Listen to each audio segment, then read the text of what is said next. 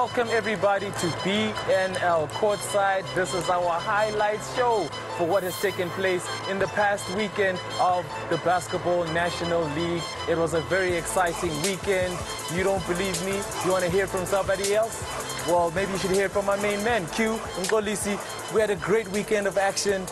What is your take, man? Hey, man, week 5 of the BNL. You know, KP, it was absolutely surreal again. Now we know who's going to be competing for that 4th spot. We have a clear indication of the 2 strongest teams in the league. You know, it has been absolutely surreal for me just to get to see the chances, get to see the 2 top teams, get to see who's going to be in that 4th spot. I think it's exciting. I think it's the fans are going to be even more clear on who their favorites are. I was going to mention that, Ngolisi, that it seems like there's a different air to it. There's a different flair to this whole arena as we start to approach playoff time. People are very, very excited, and the teams, they can feel the pressure. KP, teams have improved. The level of quality in the league has also seen an up, and we've also seen fans coming out here to the arena of their own volition just to come and take in the basketball going on here every weekend. But man, I'm gushing about the highlights that we saw throughout the weekend. It's just been great for basketball, was great for TV, and especially for the BNL brand. Great for the BNL brand indeed. We'll have a look now at the weekend fixtures and results over the past weekend. Again, looking there, we started it up on Friday with the Windbreakers getting down against the Egoli Magic. The Egoli Magic just too strong for the Windbreakers. Then we had the Tshwane Suns. They were just toppling over the Rhinos, though the Rhinos did come through with quite a valiant attempt. They must be commended. However, they got to win that game. Doozy Royals, though, stamped their authority over the Windbreakers, and the Northwest Eagles did the same to the Zebras on Sunday. I think our 2 main games must have been the Eagles and Magic, and of course the Panthers versus the Royals. 2 games that had a very huge point, rather, on the logs that we're going to see in a second. Q Magic right now, after their win, right now sitting up top. Look at the points there. You see the Suns 7-0 as well. And what you got to look at is that 4th spot. So we have the Mountaineers, the Panthers, the Eagles. Those teams can all get that 4th spot, and that's what this weekend has cleared up. So now you know that either the Mountaineers, the Panthers, or the Eagles are competing for that 4th playoff spot at this point. Well, I suppose, KP, that we can really say that in the BNL we have 3 top teams in the BNL, and that number 4 spot is always up for debate, really. Teams like the Mountaineers want that spot.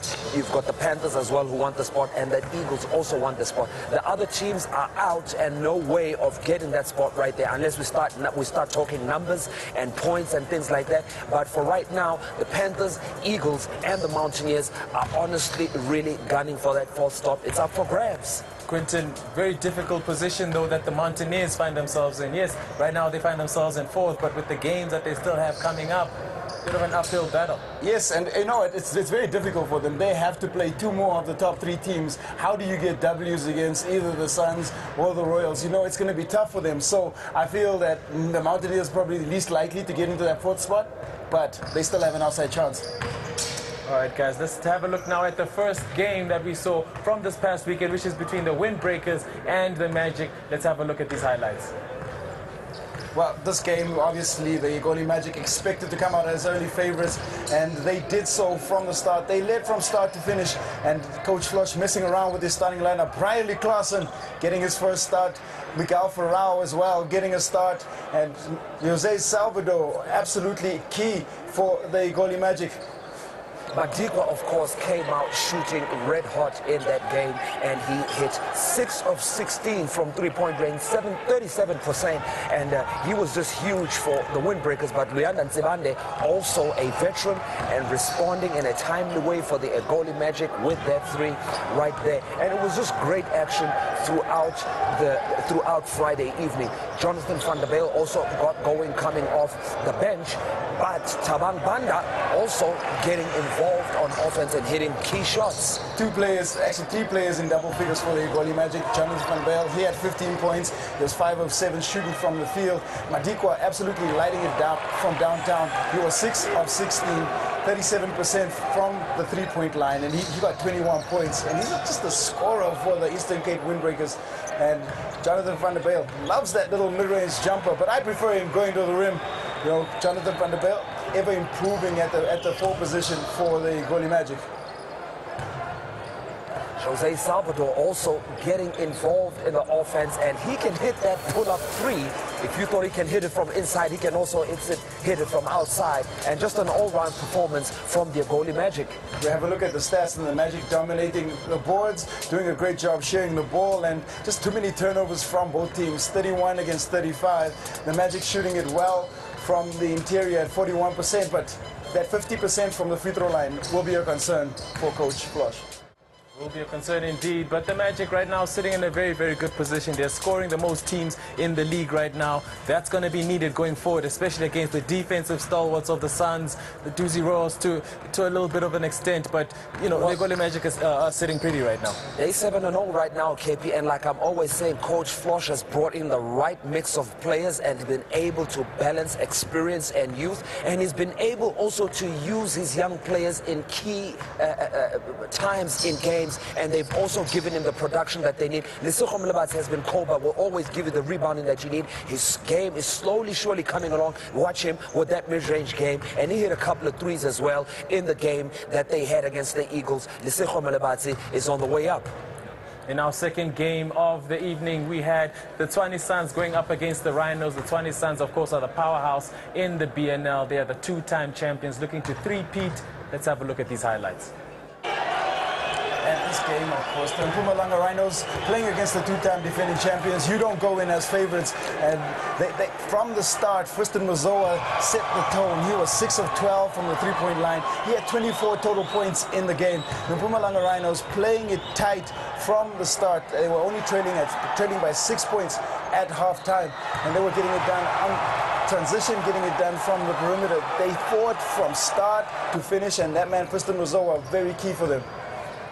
Neo Mochiba also got involved in the offense and finding Tembu there. That's what you've got to love about Neo Mochiba. He can score, but can also create and facilitate for his team.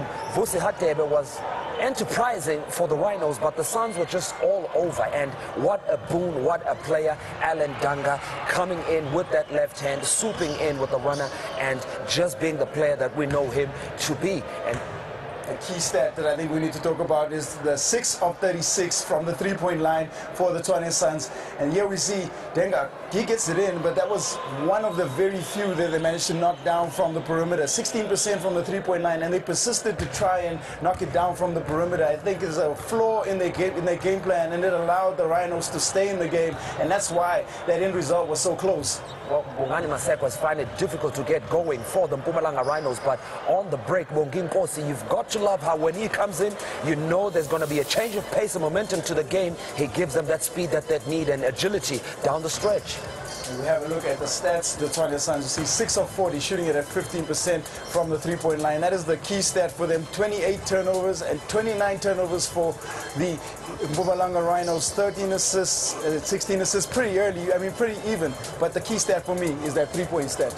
Yeah, I feel like with a bunch of teams in this league, guys, they rely on the three-point shot way too much. And you know, in all honesty, there are a handful of players in this league that can actually shoot the three-point ball with consistency. You got to be shooting at least 39 to 50%, and I don't know, guys. I don't know if anybody in this league that's actually even shooting that. I don't understand why teams can't adapt. You know, the Tshwane Suns, they're very capable. They've got a great front court. They've got a foreign import in the front court, Larry Jackson Jr. Get him the ball, incorporate him in your play. If it's not working from the perimeter, get the ball into your front court. Get into the front court, man. Get it in. All right? Saturday, we had some great games as well. Our first game was between the Marlins and the Warriors. Let's have a look at that. Marlins go back to winning ways, and this was a tough game for the Marlins, but Ben Constable really starting proceedings of hitting threes for the KwaZulu Marlins, but they found it difficult throughout the game because the Warriors just wouldn't let them run away with the game. But Ben Constable also making things happen. Sibusi Soqele with the three in the corner, and you've just got to love how if he approaches the game with more composure, he's able to give them the production that they need. They had a problem, of course, with the full court press applied by the Free State Warriors, and that basket right there, one of those instances where they had a challenge with that. but AB Makabe unable to hit the shot, and down on the break, Ayanda Shange with the finish. Didn't get the kind of production that they need from Ayanda Shange, but at least gave them something on the day. Shange only had those 2 points in the game, and it was a semi-disappointing game for him. Who was the mercurial production came from Makabe and Vusi Sitole. Sitole had 23 points. He was 6 of 16 shooting from the perimeter. And I mean, they allowed the Warriors to come back at them, did the KwaZulu Marlins. They expected to do a little bit better. But once you get that guy in the game, Vusi Sitole, once you get him a couple of touches, he's a streaky scorer. And he gets the Warriors going on the offensive end. Well, it was a double-double for Vusi Sitole, 23 points and 10 rebounds, and Dlamini breaking off his defender and making a way to the basket, but Brian McPhee there with the follow. The bigs for the Marlins always being reliable for them. And key stat for the Marlins, the 46 rebounds. They had 10 offensive rebounds, sharing the ball well, running the offense, but you know, it's still persisting with us outside shooting. 5 of 21, 24%, 8 of 34 for the Warriors, shooting it at 24%. The other game that we had on Saturday was between the Eagles and the Zebras. Let's have a look at those highlights.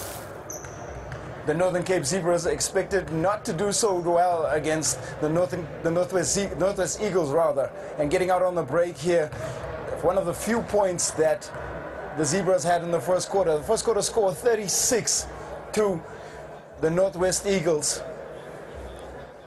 And the Eagles were just doing a great job of moving the ball around, and Rodney Genga was also getting part of the offense. But in the corner, Mahota Mudisa Esi with the 3.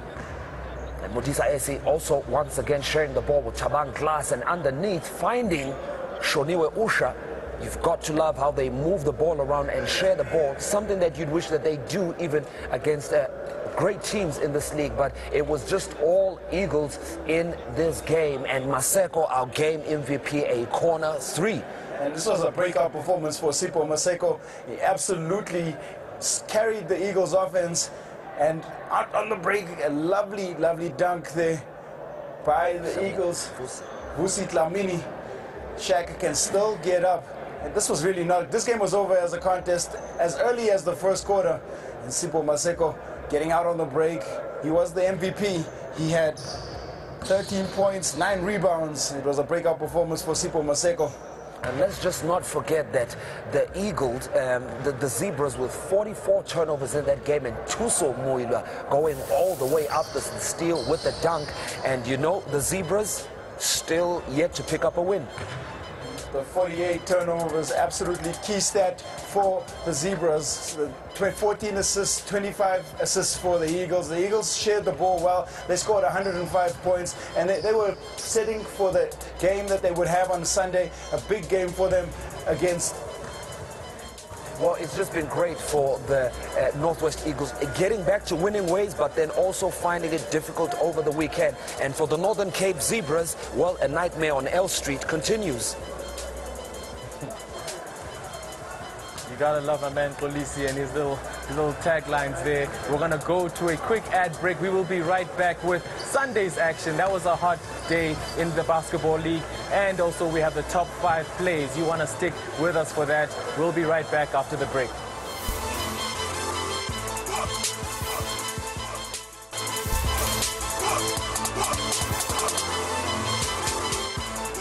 Welcome back.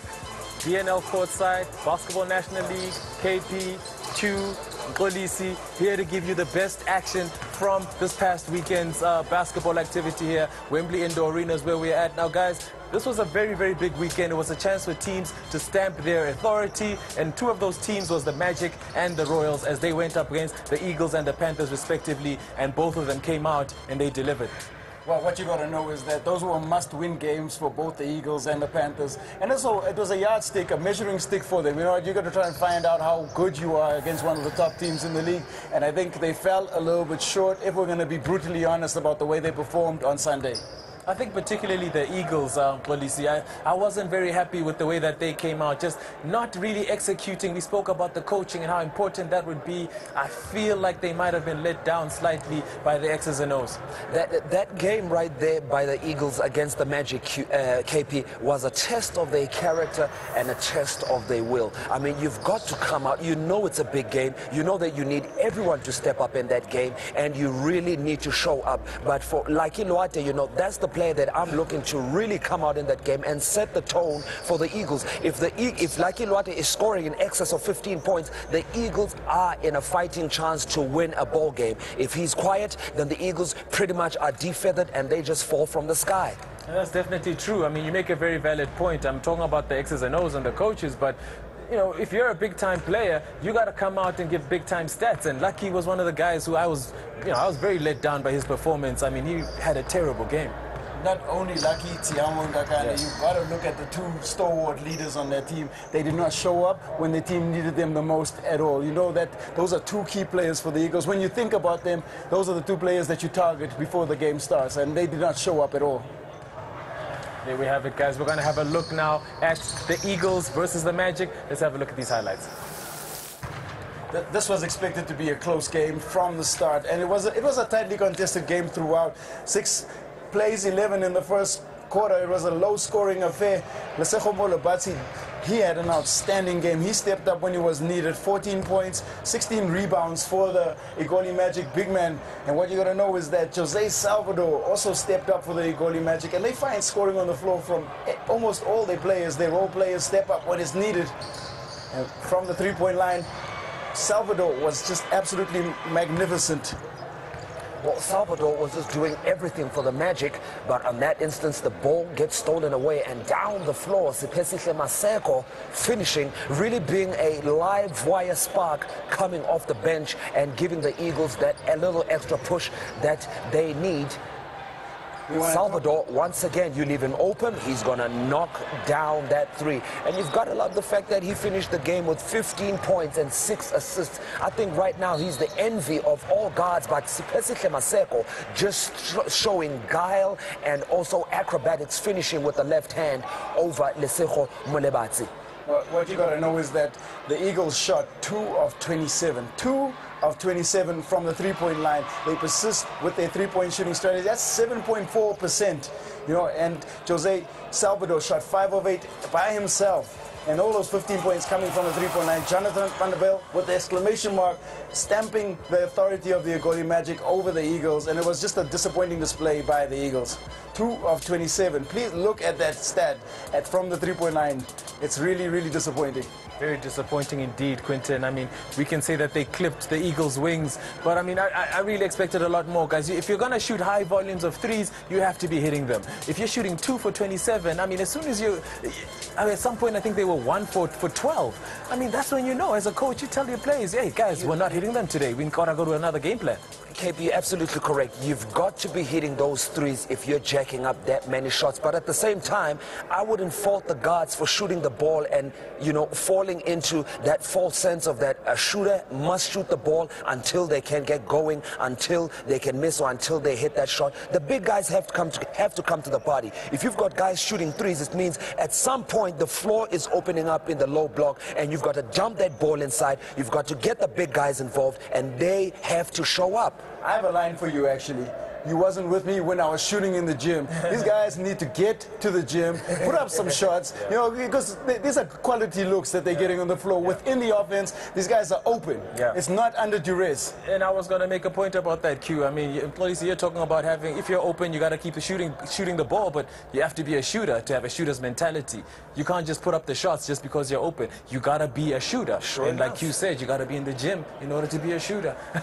That wasn't the only game that we had, though, guys. We had the Royals that also had a big up game. Let's have a look at those. Stats. The Panthers and the Royals. This is a big game for the Panthers, and the Panthers, by all accounts, were flat from the start. Money Mike tried to get it going, and that was a big dunk on Linda Sebakulu. It sparked the offense a little bit for the Panthers, but in all honesty, again, the Panthers trailed all game. The Royals' defense just a little bit too much for them. And Sebakulu responding with a two-handed dunk himself and hanging on the hoop. I like calling that hanging with Mr. Sibankulu. When you get that type of dunk. But the Panthers were also running down on the floor, and LK4 getting involved. But this is the problem with the Panthers. When they play average teams, everyone gets involved. Everyone shoots the ball well. Everyone is on the scoring sheet and fills the stat sheet. And the Royals down the floor. Ngobeni with a left-handed flush. He surely loves going with that left hand. And Ngobeni was a key performer for the Royals. So was the man Fumani Maranele, and he was the doctor operating on the floor.